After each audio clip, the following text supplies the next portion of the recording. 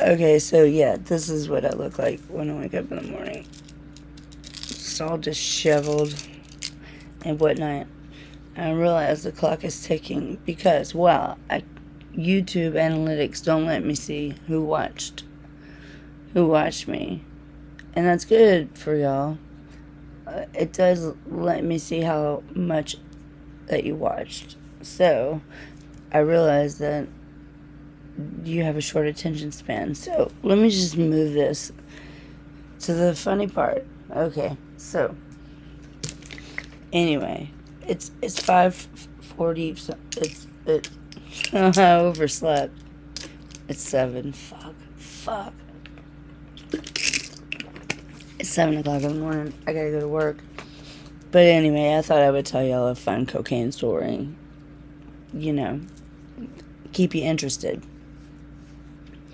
So, this was back when I was doing cocaine. So, I did cocaine for about a quarter of my life. And I don't know what year this was happening. I'm thinking it was like 2000, probably 1, maybe 2000. So, anyway, yeah, something like that. And I shot up cocaine.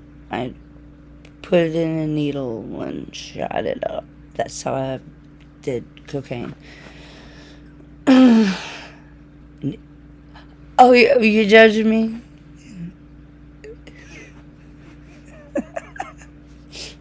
Anyway, so I didn't end up in a lot of trap houses. There was like 2 that sometimes I would find myself in. Really, just 1 at that time, and his name was Rodney. Oh, anyway, I have another Rodney story, but that's on a blog. But I was over there, and okay, so here's the thing. Here's what happens when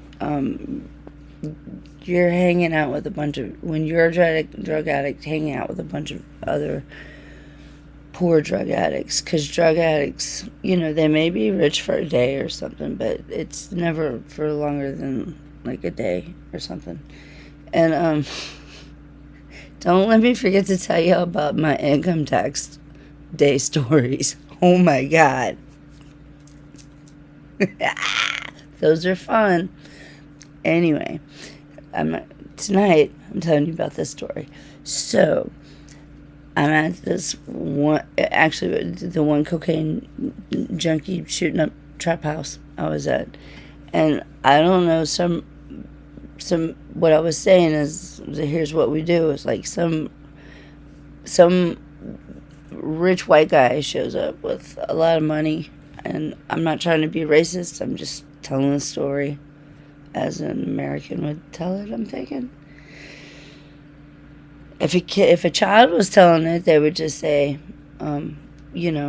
basically,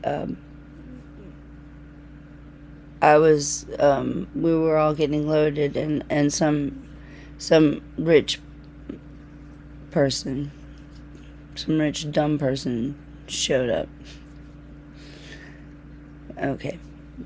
Only drug addicts are gonna get what I'm saying. Anyway,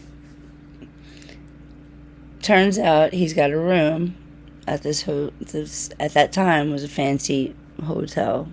So anyway, first, I don't know how, because I am not one that goes to fancy hotels, not even for drug parties. Just don't do it.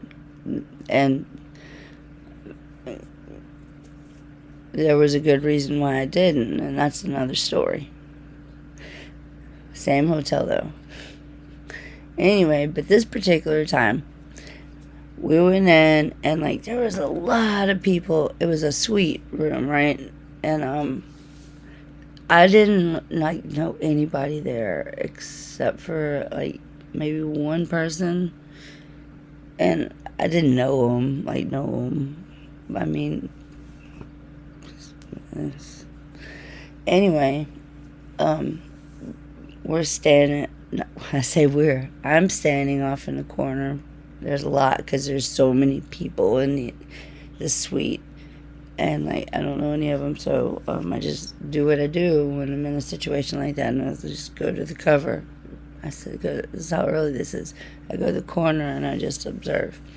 And what I observed for the first 10 minutes was just people socializing, really. I don't remember the energy being anything other than my paranoia, it being, because a lot of them were getting loaded, so there was that paranoia. That was probably my energy. That's why I didn't like going places like that. And so anyway, what happened was all of a sudden the door opened, somebody knocked the door open, and these two dudes walked in. I didn't know them, but I just watched them as they entered, and I watched who they talked to, and I watched, and then I felt their energy, and their energy was blah,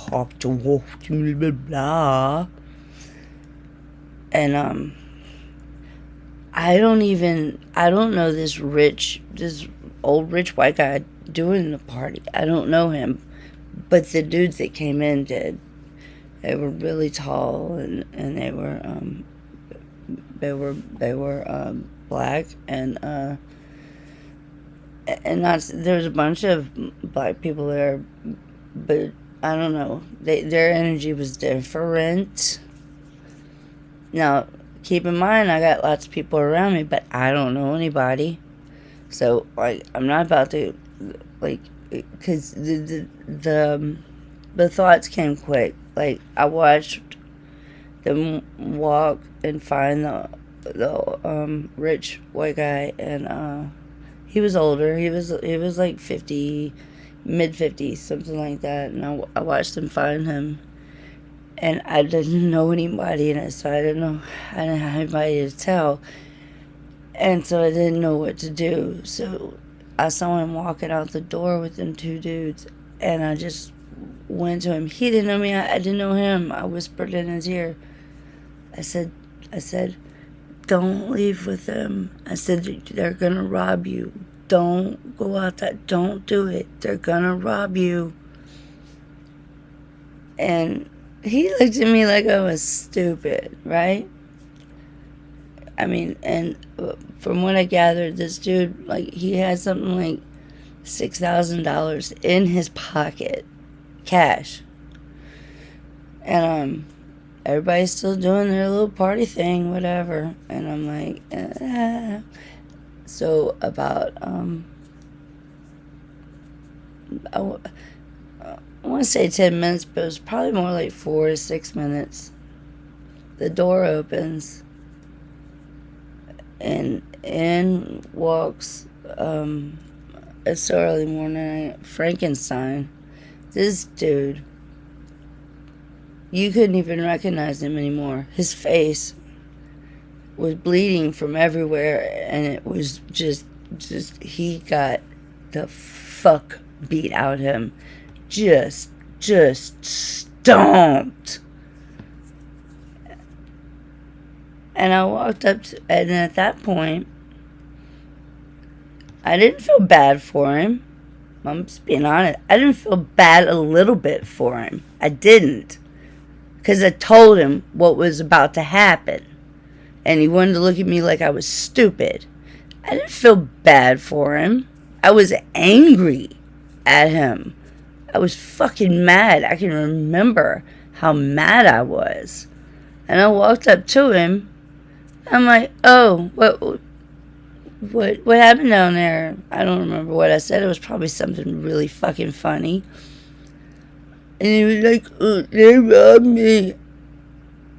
And I'm like, I told you that. I warned you. I don't even remember what he said, but it sounded something like that. I said, they took all your money? I got a $100 bill left. I said, really? Let me see it. And he was all shaking and went into his pocket and pulled it out, and I snatched it, and I was like, That's what you get for don't listening.